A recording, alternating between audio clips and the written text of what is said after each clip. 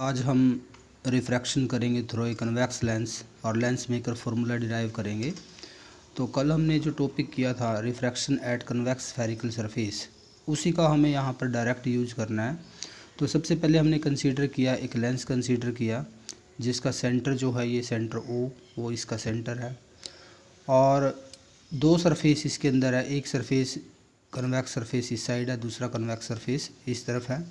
तो जो हमारा फर्स्ट कन्वेक्स सरफेस है ये, इसका सेंटर ऑफ कर्वेचर जो है यहाँ पर है C1 और इसका पोल से P1 से सेंटर ऑफ कर्वेचर तक का जो डिस्टेंस है वो हमने सपोज कर लिया है R1। और ऐसे ही दूसरा जो सरफेस है इसका पोल यहाँ पर P2 से जो इसका सेंटर ऑफ कर्वेचर तक का डिस्टेंस है C2 तक का जो डिस्टेंस है वो हमारा है R2। तो सबसे पहले फर्स्ट सरफेस पर रिफ्रैक्शन करेंगे। उससे पहले हमारी साइन कन्वेंशंस है। कुछ साइन कन्वेंशंस क्या है कि ऑब्जेक्ट, कुछ एजम्पशंस भी है साथ में। एजम्पशंस क्या है, object and image form is taken very small on the principal axis. और second one, aperture of the lens is very small. Another thing हम कंसीडर करेंगे कि इधर जो है लेंस के इस साइड जो है this is rare medium of refractive index N1। इधर रिफ्रैक्टिव इंडेक्स जो है मीडियम की N1 है। लेंस का जो मीडियम है उसकी रिफ्रैक्टिव इंडेक्स जो है वो हम कंसीडर करेंगे N2। और इस तरफ भी हमारे पास क्या है, रेयर मीडियम जिसकी रिफ्रैक्टिव इंडेक्स जो है वो N1 है। तो मीनिंग क्या है, हम ये केस कंसीडर करेंगे। सबसे पहले रिफ्रैक्शन करेंगे फर्स्ट सरफेस पर और ये सरफेस हम थोड़ा सा इसको मैं आगे की तरफ बढ़ा देता हूँ ताकि सरफेस आपको नज़र आए। ये वाला सरफेस जो है हमारा convex surface X, P1 and Y, ये हम सरफेस कंसीडर कर रहे हैं X, P1, Y। ये वाला जो सरफेस हमारा है X, P1, Y। तो रिफ्रैक्शन करना है यहाँ पर। बाकी सारी साइन कन्वेंशन सेम वैसे ही यूज करेंगे जैसे हमने रिफ्रैक्शन एट स्फेरिकल सरफेस किया था। Meaning all the distance measured in the direction of incident light is taken and distance measured opposite to the direction of incident light is taken negative. तो meaning light की direction में जो distance लेंगे वो positive लेंगे, opposite side में जो लेंगे वो क्या लेंगे, नेगेटिव लेंगे हम। अब यहाँ पर सबसे पहले क्या कंसीडर किया हमने, ये ऑब्जेक्ट लिया, पॉइंट ऑब्जेक्ट प्रिंसिपल एक्सिस पर, और एक रे इंसिडेंट किया हमने। ये एक रे इंसिडेंट कर दिया O से A पॉइंट पर रे इंसिडेंट किया और ये हमारा नॉर्मल हो जाएगा C1 से लेके जो हम ये लाइन A पॉइंट से ड्रॉ करेंगे ये हमारा क्या है, नॉर्मल। तो सबसे पहले हम ये कंसीडर करेंगे कि ये जो लेंस का जो मीडियम है, ये मीडियम जो है सेकंड तरफ जो है, दूसरी तरफ जो है ये पूरा का पूरा कॉन्टीन्यूस है। अभी दूसरा सरफेस नहीं आया है। हम ये सपोज करके चलते सिर्फ एक ही सरफेस है और मीडियम जो है वो क्या है, कॉन्टीन्यूस है। तो ऑब्जेक्ट O, तो सबसे पहले रिफ्रैक्शन करेंगे। इक्वेशन फॉर रिफ्रैक्शन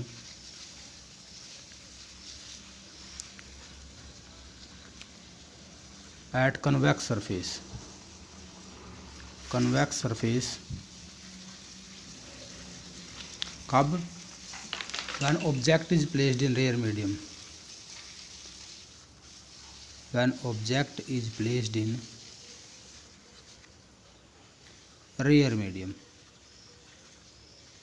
देखो हमें पता है, अगर मैं ये कंसीडर करता हूँ, अगर इधर रेयर मीडियम है और ये लेंस का डेंसर मीडियम और ये कॉन्टीन्यूस है, अभी सेकंड सरफेस यहाँ पर नहीं है, सिर्फ एक ही सरफेस है, तो हमें पता है जो रे यहाँ पर इंसिडेंट होगी नॉर्मल के साथ, ये जो है अब ये एंगल ऑफ इंसिडेंस, तो ये नॉर्मल के साथ, क्योंकि जब रेयर से डेंसर मीडियम में जाती है तो टुवार्ड्स द नॉर्मल बैंड हो जाती है, तो नॉर्मल की तरफ बैंड हो जाएगी। देखो ये वाली जो रे है, ये वाली जो रे है, ये नॉर्मल की तरफ बैंड हो गया। एक्चुअल पाथ इसका ये था, नॉर्मल की तरफ बैंड हो जाएगी और एक रे हमारी प्रिंसिपल एक्सिस के अलोंग जो आएगी वो रे यहाँ पर आकर मिलेगी I1 पॉइंट पर।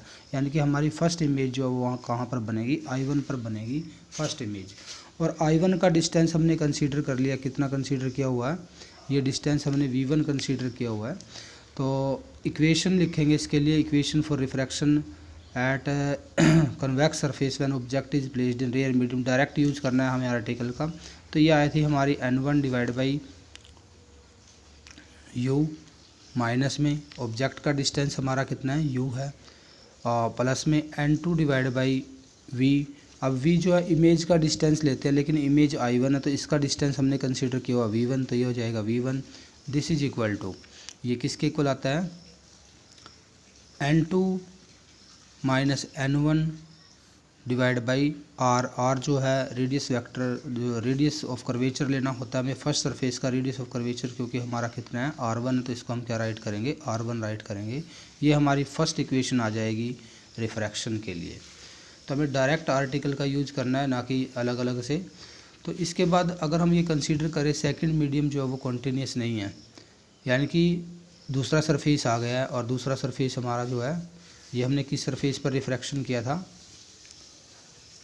ये हमने रिफ्रैक्शन किया था convex surface XP1 Y surface पर।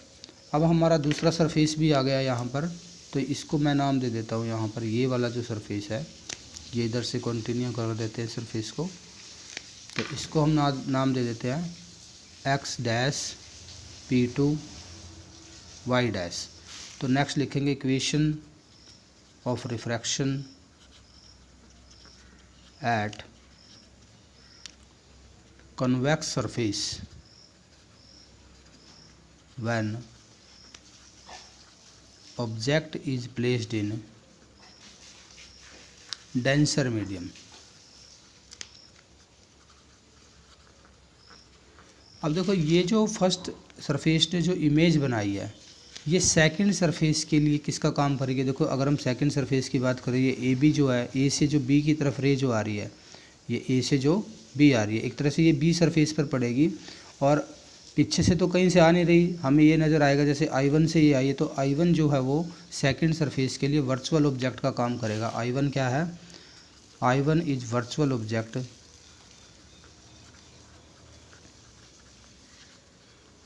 For the second convex surface, second convex surface X-P2 Y-। इसके लिए ये जो है किसका काम करेगा, किसका काम करेगा, वर्चुअल ऑब्जेक्ट का काम करेगा। तो इस B पॉइंट पर हमने नॉर्मल ड्रॉ कर लिया इस सरफेस का, C2 से ये नॉर्मल ड्रॉ कर दिया N2।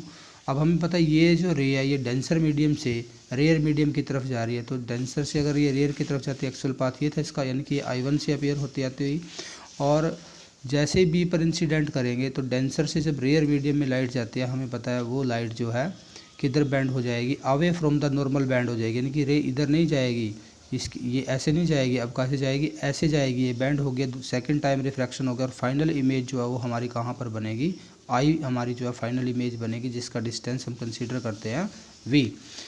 तो अब इसके लिए हम इक्वेशन राइट करेंगे सेकंड केस में रिफ्रैक्शन की कंडीशन अगर लिखते हैं। अब देखो हमारी रे जो है कहाँ से कहाँ जा रही है, हमारी रे जो है डेंसर टू रेयर मीडियम जा रही है, डेंसर टू रेयर। ऑब्जेक्ट जो प्लेस्ड है वो किस मीडियम में प्लेस्ड है, वर्चुअल इमेज जो है ऑब्जेक्ट के लिए। व्हेन, अब इक्वेशन लिखेंगे convex surface when object is placed in denser medium, denser medium में अगर ऑब्जेक्ट रखा हुआ है, तो इसके लिए हमारी इक्वेशन क्या बनेगी, सिर्फ हमारी रिफ्रैक्टिव इंडेक्स इंटरचेंज हो जानी है।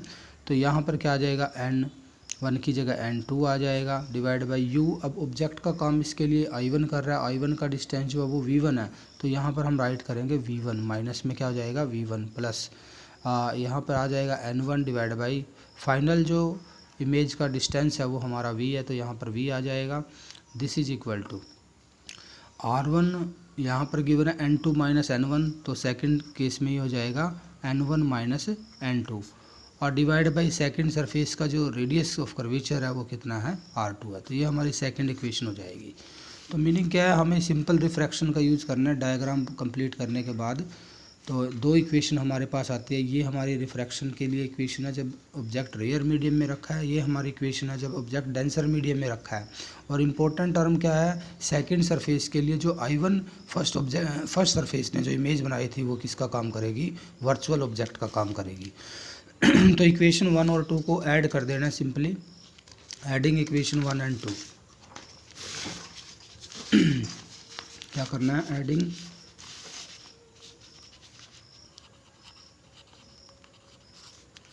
इक्वेशन 1 एंड 2, 1 और 2 को ऐड कर देंगे यहाँ पर।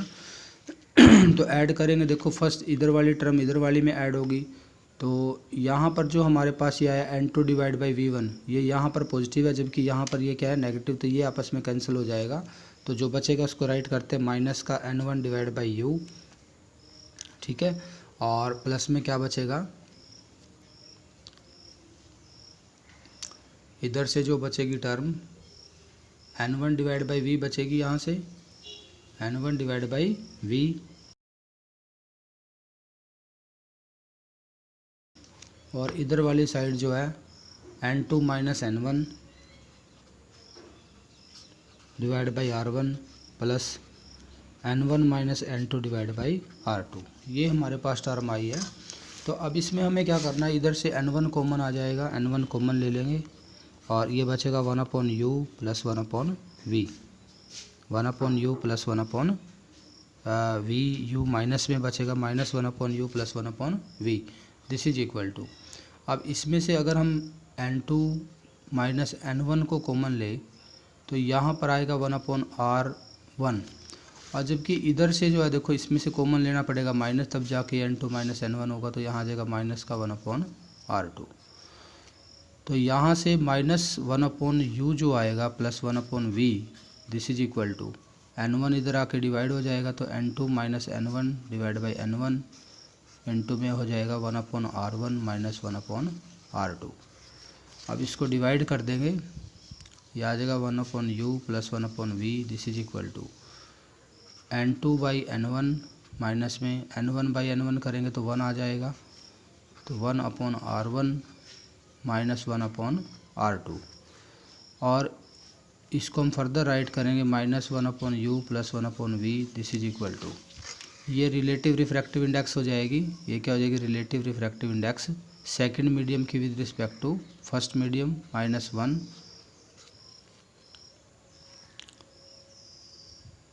इसको आप ऐसे ही रखो, म्यू ही रखो, म्यू लिख देते हैं इसको सिंपल हम, या इसको छोड़ दो, एन से यूज किया हुआ हमने तो एन से लिखेंगे इसको। तो ये आएगा माइनस में 1/u प्लस 1/v, इसको म्यू लिख देते हैं, म्यू की जगह हमने n यूज किया हुआ तो n लिख देते हैं इसको, n-1 और 1/r1 minus 1/r2।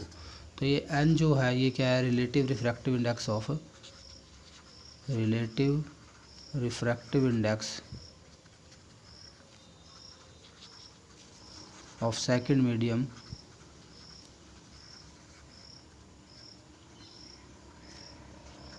With respect to first medium.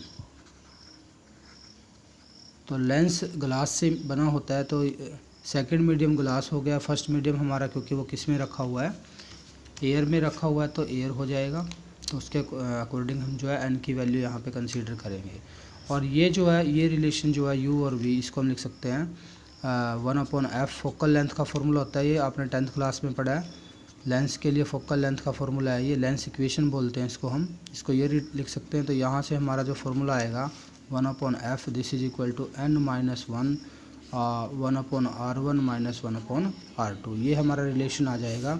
इस रिलेशन को हम बोलते हैं लेंस मेकर्स फार्मूला, मीनिंग जो फोकल लेंथ का, रिफ्रैक्टिव इंडेक्स का, रेडियस ऑफ कर्वेचर का जो रिलेशन होता है किसी भी लेंस के लिए, उस रिलेशन को क्या बोलते हैं, उसका lens maker formula.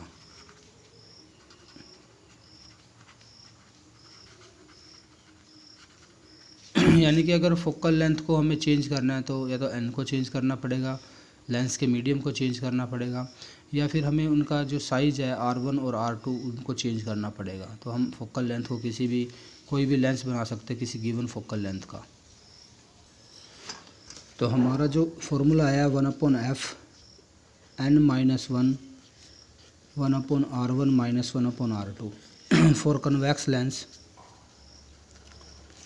Convex lens के केस में जो r1 आएगा, r1 को हमेशा हम पॉजिटिव लेंगे, r1 को क्या लेना है, पॉजिटिव, और r2 जो आएगा इसको हम लेंगे नेगेटिव। बट कनकेव लेंस के केस में, फॉर कनकेव लेंस उल्टा हो जाएगा। कनकेव लेंस में r1 को हम लेंगे नेगेटिव और r2 को हमें लेना है पॉजिटिव। तो ये दो केस है हमारे साइन कन्वेंशन के अकॉर्डिंग, हम इनका यूज करते हैं। तो न्यूमेरिकल्स में इस चीज़ का ध्यान रखना है हमें। अब अगर हम लेंस को किसी अनदर मीडियम में रख दें तब फोकल लेंथ के ऊपर क्या इफ़ेक्ट पड़ेगा, क्या इफ़ेक्ट पड़ेगा, ये n चेंज हो जाएगा, क्योंकि ग्लास और वाटर के लिए n की जो वैल्यू थी, n को हमने क्या लिखा है, refractive index of glass divide by refractive index of air लिखा है। ये कब है? अगर लेंस किस में रखा हुआ है? एयर में रखा हुआ है, एन की वैल्यू है। बट अगर हम लेंस को जो है किसी मीडियम में प्लेस कर दें, इधर मान लो वाटर आ जाता है, वाटर यहाँ पे हमारा जो है मीडियम आ गया, रिफ्रैक्टिव इंडेक्स जो है किसकी आ जाएगी? वाटर की। ये हमारा glass, refractive index of glass, इधर भी हमारा क्या है? वाटर। तो मीनिंग वाटर में अगर रख दे तो फोकल लेंथ के ऊपर क्या इफेक्ट पड़ेगा? तो नई जो फोकल लेंथ आएगी F dash, 1/f dash, this is equal to N. अब क्या आ जाएगा? वाटर टू ग्लास, क्योंकि ग्लास, वाटर से ग्लास में रेज आ रही है, तो ये यहाँ पर हमारे पास जो आएगा, this is refractive index of glass with respect to refractive index of क्या आएगी? वाटर आएगी। इसको हम ऐसे लिख सकते हैं, N glass divide by N water, और माइनस में 1, और बाकी फैक्टर हमारा वही 1/r1 माइनस 1/r2। तो अगर हम इसको और एयर के साथ इसको कंपेयर करें तो हम फोकल लेंथ का जो है क्या निकाल सकते हैं? आइडिया निकाल सकते हैं, वो इंक्रीज हो रहा है या डिक्रीज हो रहा है। अब देखो ये जो टर्म है ग्लास और वाटर की, जो हमने क्या ली है रिफ्रैक्टिव इंडेक्स, उसका रेशियो आया हुआ है। तो यहाँ पर ये जो फैक्टर है, ये फैक्टर पहले से क्या आएगा? कम आएगा अब, ठीक है, पहले से क्या आएगा? ये कम।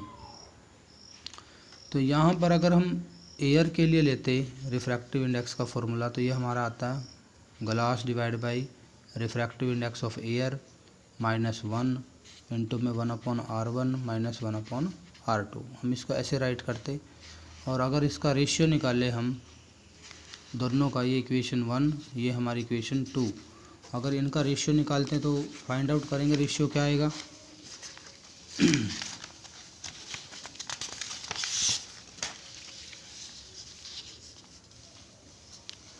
1/f dash divide by 1/f, then this is equal to, तो ये रेशियो निकालेंगे तो ये लास्ट वाला फैक्टर तो कैंसिल ही हो जाएगा, आर वाला फैक्टर। तो यहाँ से क्या बचेगा? Refractive index of glass divide by minus में क्या हो जाएगा?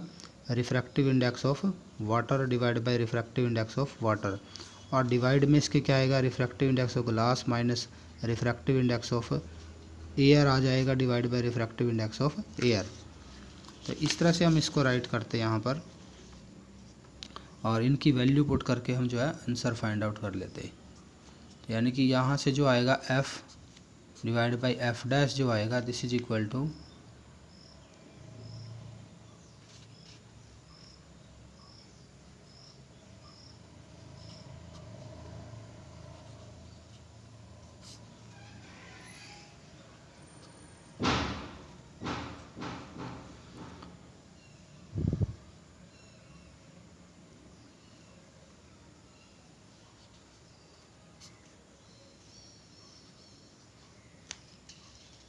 तो इस तरह से ये रिलेशन आएगा।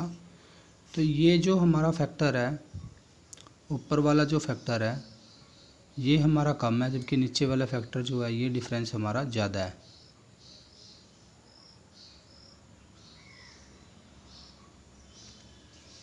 क्लियर है?